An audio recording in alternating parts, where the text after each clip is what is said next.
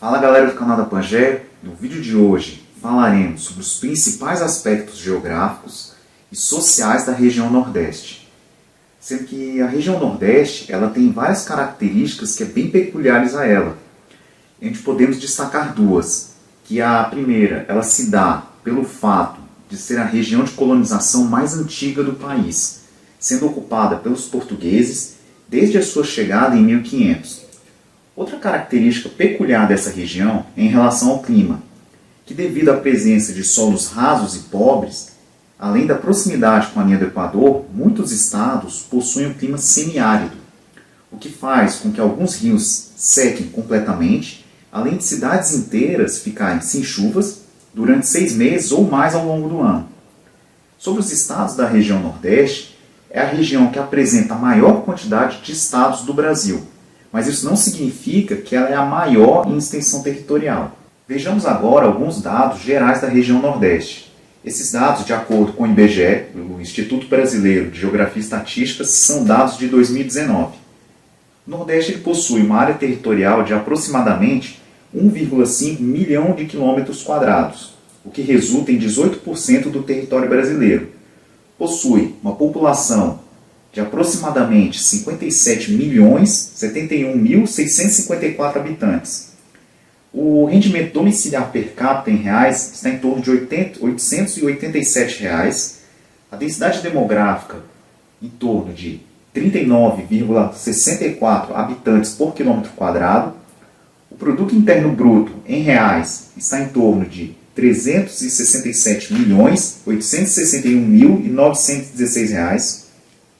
E o Índice de Desenvolvimento Humano, o IDH, está em 0,659 e a taxa de mortalidade infantil está em 16,6. Sobre um breve histórico da região Nordeste, a colonização portuguesa, iniciada em meados de 1530, ela iniciou-se na região Nordeste. Isso porque ela foi a porta de entrada dos europeus em nosso território. E nesse período, no século XVI, os portugueses eles iniciaram o cultivo da cana-de-açúcar, que é um produto muito disputado nos mercados do Velho Mundo, como ficou conhecida a Europa.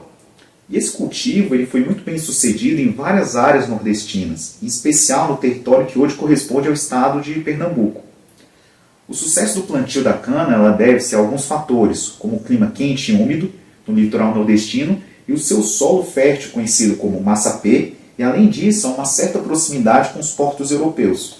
Nessa época, o plantio da cana desenvolvia-se paralelamente ao surgimento de latifúndios e trabalho escravo, fosse com mão de obra indígena, fosse com mão de obra negra africana. A estrutura social era basicamente formada pelos senhores de engenho, os proprietários dos latifúndios, a sua família e os trabalhadores, alguns assalariados, mas a maioria escravos. O senhor de engenho era a pessoa a que todos deviam respeito e obediência. E esse modelo de sociedade ficou conhecido como patriarcal, em que o chefe da família ditava as regras. E essas regras iam além de suas fazendas, e muitas vezes esses senhores governavam cidades e até estados. A economia açucareira e o seu modelo de sociedade, em que o benefício lhe atingia poucos, em vez de muitos, ele trouxe reflexos até os dias atuais do Nordeste, pois ainda há uma grande concentração de terras, latifúndios, e a influência dos grandes fazendeiros na política nordestina é ainda muito forte. A criação de gado também contribuiu inicialmente para o desenvolvimento da região, sendo que esses animais eram utilizados para o transporte, o movimento do engenho e, com o passar do tempo, eles serviram para colonizar o interior do Nordeste. E atualmente é comum vermos em áreas do sertão nordestino praticando a pecuária extensiva, na qual o gado ele é criado livre e o emprego da tecnologia ele é baixo. Na segunda Revolução Industrial, foi implementado no Nordeste o cultivo do algodão, que era destinado exclusivamente para a Europa devido às indústrias têxteis que havia naquele continente. E esse fator ele aumentou mais o poder dos latifúndios, pois toda a produção era controlada por eles e visava o mercado externo, já que no Brasil não havia esse tipo de indústria. Sobre o clima na região Nordeste, como a região ela é localizada em uma área de baixa latitude, o seu clima ele sofre pouca variação nas temperaturas ao longo do ano. tanto durante o dia quanto durante a noite. E, no entanto, há grande variação quanto ao volume de pluviosidade durante o ano, sendo mal distribuído na região, causando secas severas em alguns estados e abundância de chuva em outros. Os climas encontrados no Nordeste são o equatorial, o tropical semiárido, o tropical continental e o tropical litorâneo. O clima equatorial ele pode ser encontrado no oeste do Maranhão e possui características semelhantes ao clima da região norte, com altos índices pluviométricos e temperaturas elevadas o ano todo, e com médias termais entre 25 e 27 graus. Já no clima tropical semiárido, que é o que mais predomina na região nordeste, ele possui temperaturas acima dos 25 graus o ano todo e baixa pluviosidade, menos de 1.000 milímetros por ano. No verão, há a presença de chuvas devido à influência de massas de área equatorial, continental e atlântica. E a área de ocorrência desse clima é conhecida como sertão, que pode chegar a ficar 8 meses sem chuva. O clima tropical continental ele pode ser localizado em áreas da Bahia, do Ceará, do Maranhão e do Piauí. E com temperaturas elevadas, as chuvas são concentradas no verão, sendo que no litoral nordestino temos o clima tropical litorâneo. Esse clima ele possui grande índice pluviométrico devido às massas de ar úmida que vêm dos oceanos, além das médias térmicas altas durante todo o ano. Sobre o relevo da região Nordeste, o relevo dessa região ele nos ajuda a entender alguns problemas relacionados à seca que ocorre no sertão. Ela é uma região com muitos planaltos, depressões e planícies, sendo essas encontradas no litoral nordestino. Os planaltos e as depressões eles ocupam todo o interior, sendo que o Planalto da Borborema, que localiza-se nos estados de Pernambuco, da Paraíba e de Alagoas, com altitudes de 800 metros a 1.000 metros, ele funciona como uma barreira dos ventos úmidos que vêm do Atlântico. E devido à altitude, os ventos úmidos do oceano eles precisam elevar-se, esfriando e perdendo umidade. E com isso, ao transpor a barreira planáltica, esses ventos eles estão secos, o que explica de forma parcial a seca em algumas áreas do interior nordestino. E além do Planalto da Borborema, podemos encontrar a Chapada Diamantina, que localiza-se nos planaltos e serras leste e sudeste. E essa chapada ela ocupa o centro-sul baiano, e outros planaltos eles podem ser encontrados na bacia do Rio Parnaíba, os quais chamamos de planaltos e chapadas da bacia do Parnaíba, no Maranhão, Piauí e oeste da Bahia. E como exemplos, temos a Chapada das Mangabeiras e a Grande Serra do Piauí. E as depressões elas podem ser encontradas ao longo do Vale do Rio São Francisco, sendo conhecidas como depressões sertanejas e tendo altitude de 200 a 500 metros. Elas ocorrem em todos os estados nordestinos, exceto no Maranhão e no Piauí. Sobre a hidrografia na região Nordeste, encontramos a presença de 3 grandes bacias hidrográficas: a do Parnaíba, a do São Francisco e a do Tocantins-Araguaia.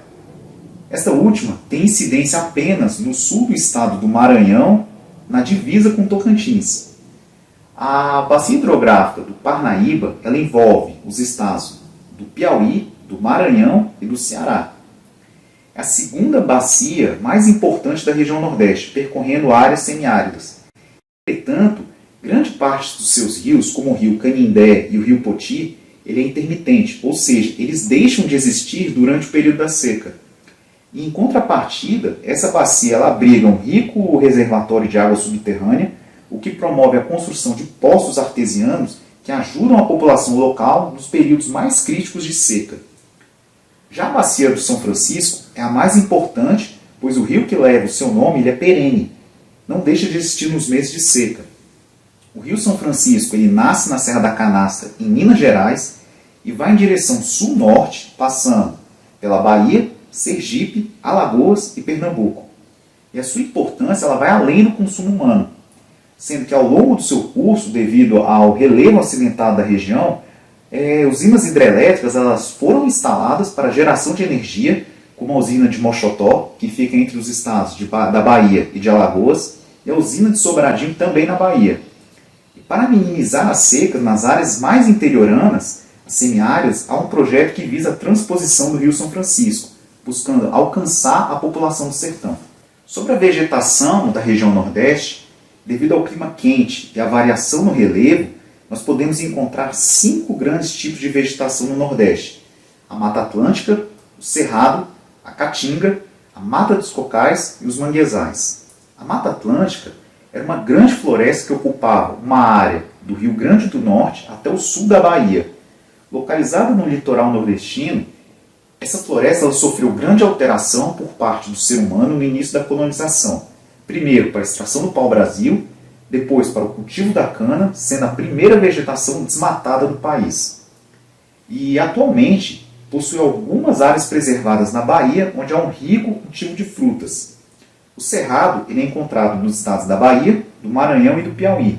É uma área típica de climas tropicais com 2 estações definidas: uma seca no inverno e uma outra chuvosa no verão, com árvores de baixo e médio porte. E presente no sertão semiárido, nós temos a caatinga, que é uma vegetação com plantas acostumadas com a baixa umidade, o que chamamos de plantas xerófitas. Essas plantas elas costumam ser tortuosas, com cascas grossas e cheias de espinhos.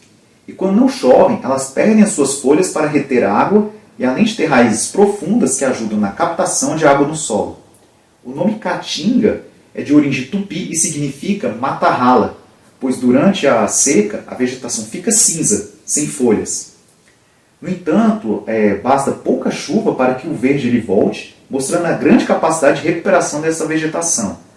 E a Mata dos Cocais, encontrada no Piauí e no Maranhão, recebe esse nome devido às espécies de palmeiras, a carnaúba e o babaçu. E essas palmeiras elas fornecem matéria-prima para a indústria de sabão, margarina, combustíveis e são importantes para o sustento da população local, que retira os cocos para a sua subsistência. No litoral do Nordeste, nós temos a presença de manguezais, que são vegetais acostumados a solos com alta salinidade devido ao contato com a água do mar. E nessa vegetação encontramos crustáceos como os caranguejos e siris, muito utilizados na gastronomia das praias nordestinas. Sobre a demografia na região Nordeste, o povoamento da região ele ocorreu desde os primórdios da história brasileira, com a chegada dos portugueses no século XVI. Nessa época, o cultivo da cana em grandes latifúndios voltado para a exportação era a base da economia e desenvolvia-se basicamente no litoral, dando origem a cidades como Salvador, Recife e Olinda, e grandes centros comerciais e administrativos.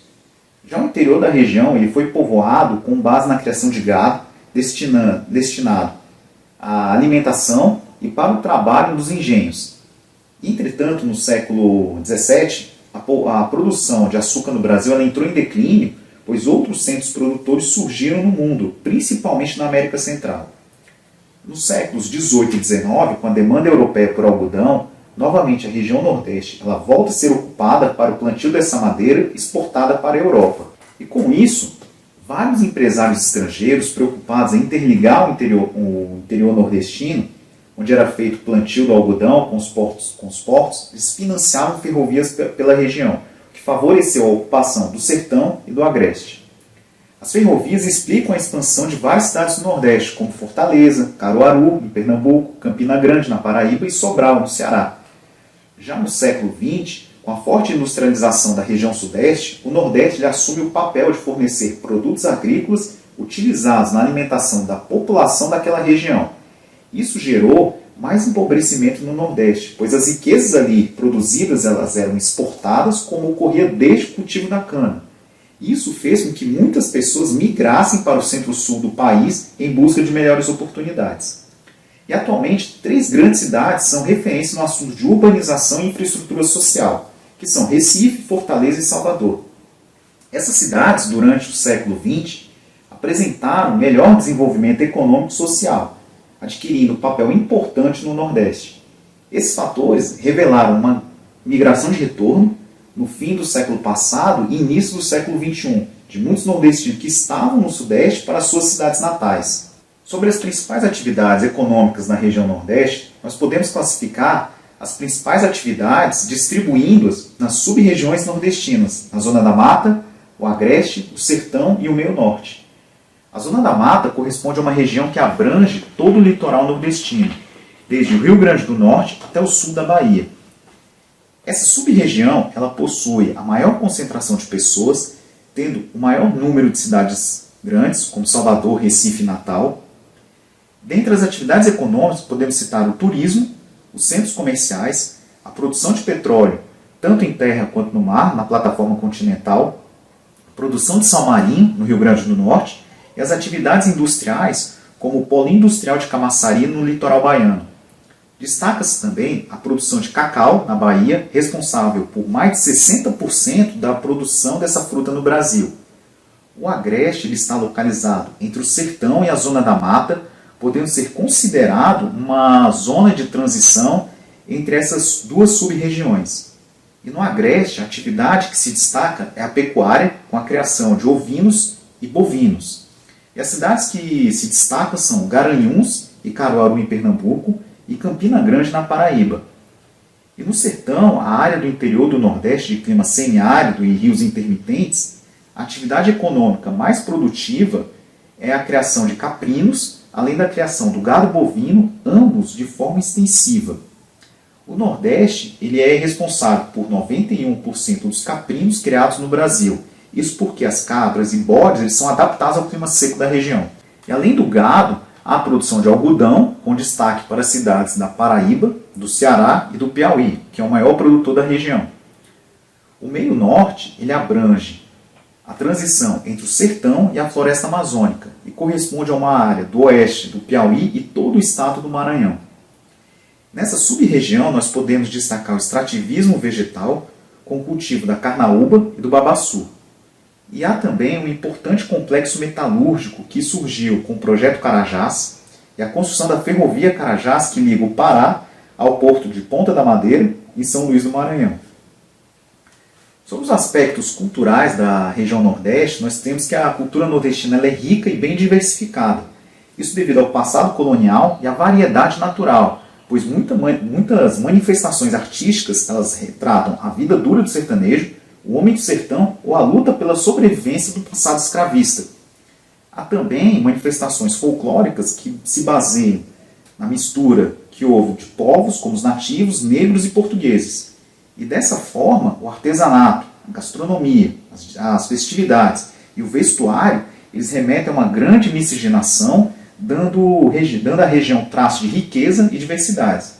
Nas festividades, podemos citar o frevo, que é uma dança típica pernambucana, que tem seu nome originado ao verbo ferver, pois o ritmo ele é quente, rápido e bastante animado. E há também outros tipos de dança, como o shot, o forró e o baião. Nós temos a capoeira, que é uma mistura de dança com luta, que iniciou-se no Brasil, no estado da Bahia, no período em que os escravos africanos lutavam contra os senhores em busca de liberdade e dignidade. E hoje é um evento praticado em todo o mundo, o que revela sua força, sendo considerado um patrimônio cultural da humanidade pela Unesco. A literatura nordestina ela é muito rica, com autores renomados no Brasil e alguns até no mundo. Dentre os mais importantes, nós podemos citar Ariano Suassuna, Graciliano Ramos, Jorge Amado, Raquel de Queiroz, Ferreira Goulart e Augusto dos Anjos. E podemos mencionar ainda na literatura o cordel, que é uma espécie de poesia em que os versos rimam entre si. E essa literatura é uma marca registrada do Nordeste e muitas histórias foram contadas dessa forma, passadas de geração para geração. Na culinária, a mistura dos povos também faz-se presente, além de englobar frutos do mar utilizando-se das riquezas naturais. E como exemplos temos o vatapá, muqueca, carajé, caruru, mogunzá, paçoca, canjica, rapadura, buchada de bode, bolo de rolo e outras comidas típicas da região. Pessoal, por hoje é só. No próximo vídeo falaremos sobre os aspectos culturais e sociais da região Centro-Oeste. E no mais, se inscreva no canal da Pangea e nossas redes sociais, dê um like se você gostou desse vídeo e ative o sininho de notificações. Mais uma vez, muito obrigado, valeu!